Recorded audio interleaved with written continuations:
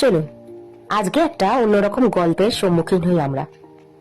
আজকে শকুন্তলা ও দুষ্মন্তের গল্প আলোচনা করি। শকুন্তলা ছিলেন স্বর্গের অপ্সরা মেনকা এবং রাজর্ষি বিশ্বামিত্রের কন্যা।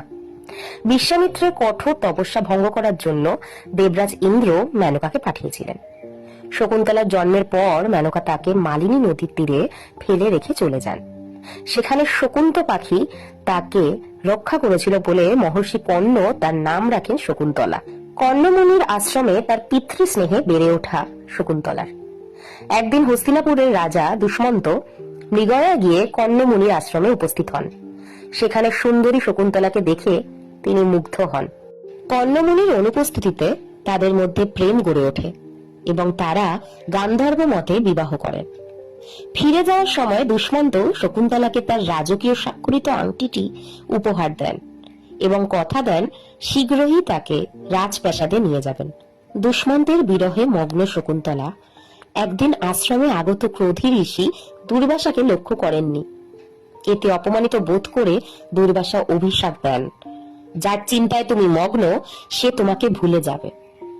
শকুন্তলার সখীদের অনুরোধে ঋষি শান্ত হয়ে বলেন, যদি শকুন্তলা কোনো প্রিয় বস্তু দেখাতে পারেন তবে রাজা স্মৃতি আবার ফিরে আসবে।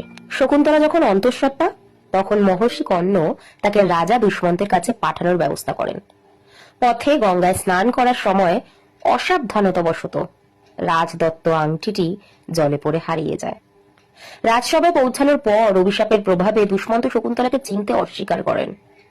অসহায় শকুন্তলা তখন তার মা মেনকার সাহায্যে আকাশ পথে অপ্সরা তীর্থে চলে যান এবং সেখানে পুত্র ভরতের জন্ম দেন। কিছুদিন পর এক জেলের জালে একটি মাছ ধরা পড়ে, যার পেটে রাজার সেই হারানো আংটিটি পাওয়া যায়।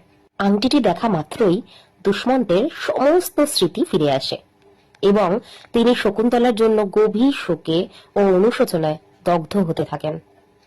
বহু বছর পর দেবরাজ ইন্দ্রের হয়ে এক যুদ্ধে জয়লাভ করে ফেরার পথে দুষ্মন্ত মারিচ ঋষির আশ্রমে থামেন। সেখানে তিনি এক তেজস্বী বালককে সিংহ শাবকের সাথে খেলা করতে দেখেন। সেই বালকটিই ছিল তার পুত্র ভরত।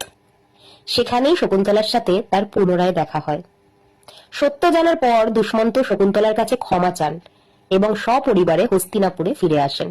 শকুন্তলা ও দুষ্মন্তের পুত্র ভরতের নাম অনুসারেই আমাদের এই দেশের নাম হয়েছে ভারত, মানে ভারতবর্ষ। আপনাদের এই গল্পটি কেমন লাগলো জানাবেন। আমার যতটুকু জানা ছিল ততটুকুই আপনাদের সাথে শেয়ার করলাম।